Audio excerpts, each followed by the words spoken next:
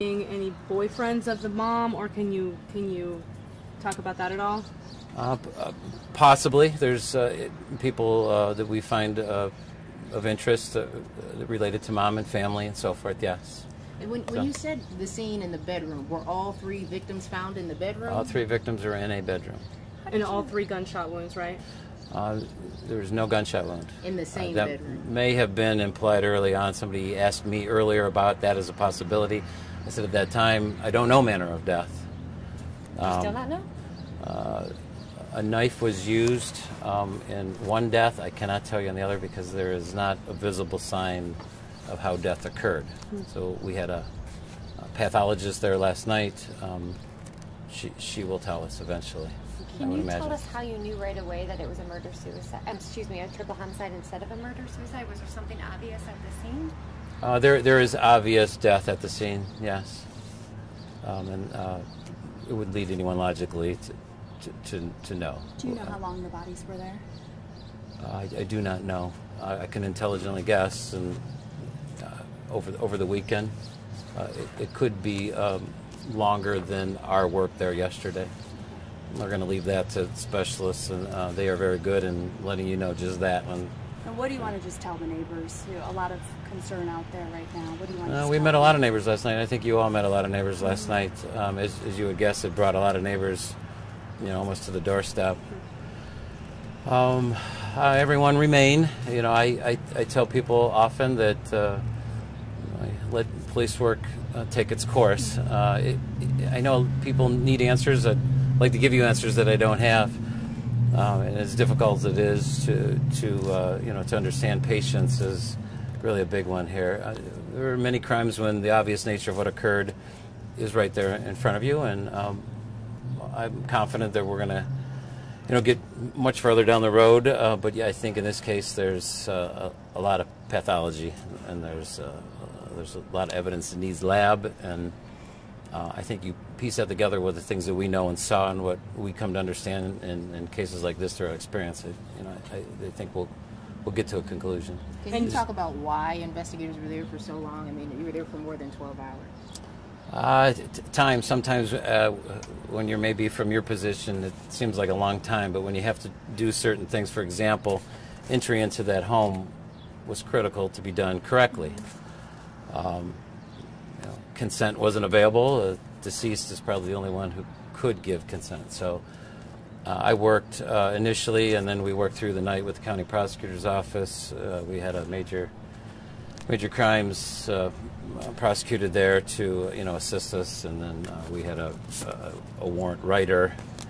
That takes time. Now you're getting these people on their Sunday evening as well. So by the time we brought them up to speed and got them to the scene, which they did. In other words, we worked through a search warrant. We entered the home correctly, and that took some time. It takes time as well to get the medical examiner there, and that takes time because you have a BCI investigator there working, and he's meticulous. And it seemed like a long time, but really, in a lot of ways, it wasn't. Well, and this morning when we were talking on the phone, you kind of pressed on it multiple times of wanting to be very thorough with this investigation. How important is that for you guys to get everything right before any information or a name of person of suspect is released? Well, logically, it's large. It could become the case. It's like anything you've read or you've come to understand as reporters. You don't want any evidence lost or missed.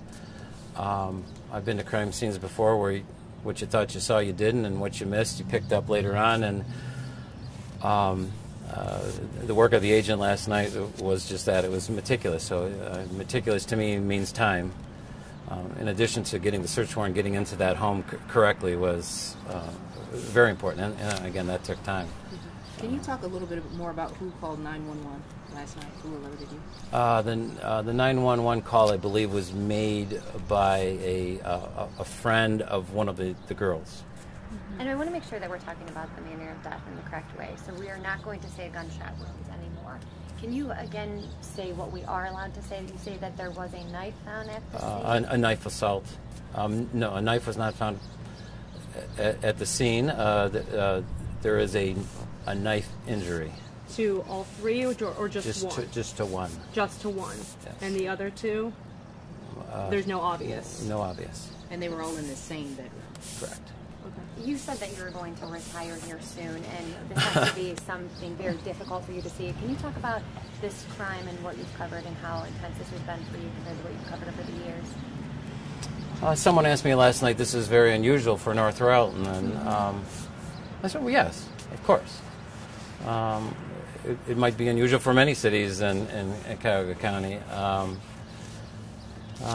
No lack of understanding it, though. I mean, we call out agents, and I work with other detectives who have seen a lot.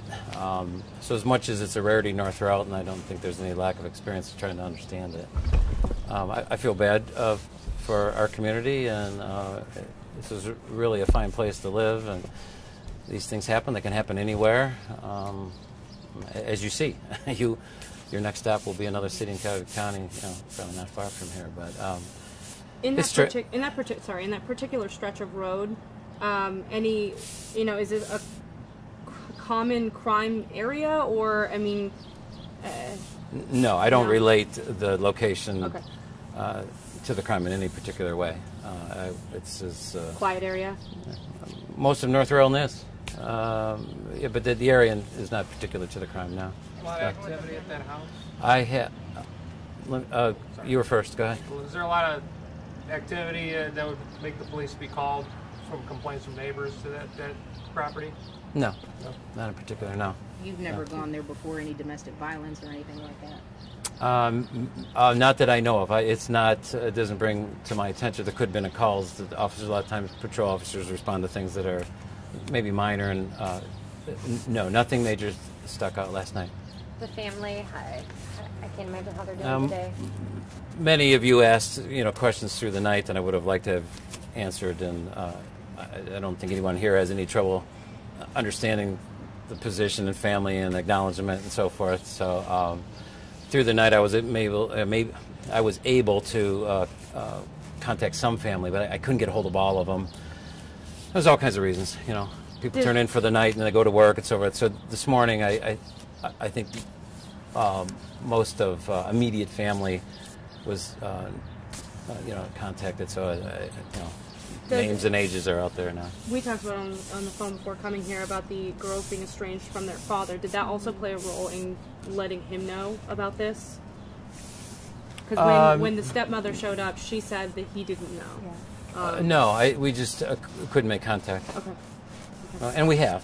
Sure. So we're set there, and that's been handled. Can you talk about your next steps? Where do you go from here? What's next in the investigation? Well, those busy investigators back there are working on a lot of things. And again, we talk about people of interest. We're interested in people, and today's going to be a lot of contacts and a lot of follow-up, and there's all kinds of things that investigators do that are important in cases like this.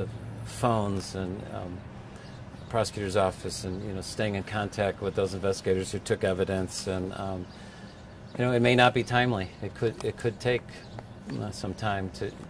We took a lot of information last night, so a lot of phone calls. I think it's the way you would handle investigation yourself. You're going to get out there and learn all you can, and today's the day for that for sure. Going back to the knife wound, do we know which? I mean, can you tell us which one had the knife injury?